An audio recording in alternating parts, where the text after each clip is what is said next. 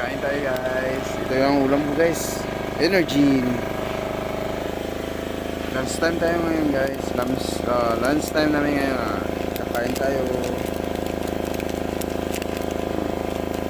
Ito na muna ang ulam natin guys. Dahil malayo pa yung sahod. Tis-tis mo ng bida guys. Tis-tis mo ng breadwinner. Yan. Ayun. Kain tayo guys.